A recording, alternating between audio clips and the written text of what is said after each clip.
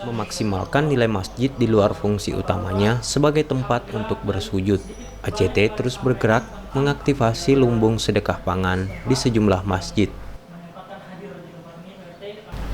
Hal ini menjadi gerakan nasional di seluruh cabang ACT se-Indonesia.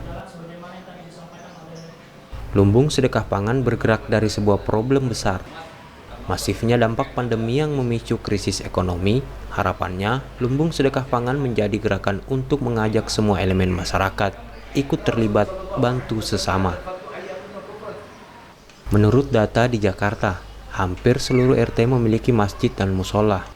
Jumlahnya ada lebih dari 13.000. Insya Allah, fakta ini menjadi penyemangat ACT sebagai inisiator memaksimalkan fungsi masjid sebagai sentra sosial, mengatasi kesulitan ekonomi.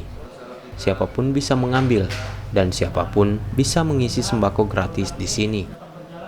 Lumbung sedekah pangan menyiapkan rak-rak sedekah, diisi berbagai kebutuhan pokok yang bisa dimanfaatkan warga yang memiliki kesulitan ekonomi. Menurut data dari Pemprov DKI Jakarta, lebih dari 60% penduduk ibu kota terdampak pandemi. Di Jakarta, masjid itu lebih dari 13.000 ya.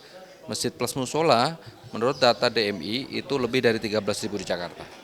Banyak macam-macam tuh. Nah, andaikan di satu RT ada 2 masjid dan semuanya teraktivasi ini, itu pasti, ini bicara pasti nih, pasti efek pandemi COVID secara ekonomi bisa diminimalisir. Nah, itu kita akan aktivasi. Nah, kami mohon dukungannya baik moral maupun material terutama supaya program ini bisa menjadi gerakan nasional. Lewat rak sedekah pangan ini, dari tetangga terdekat, dari saudara terdekat, membantu sesama untuk memenuhi kebutuhan paling dasar, yaitu bahan pangan.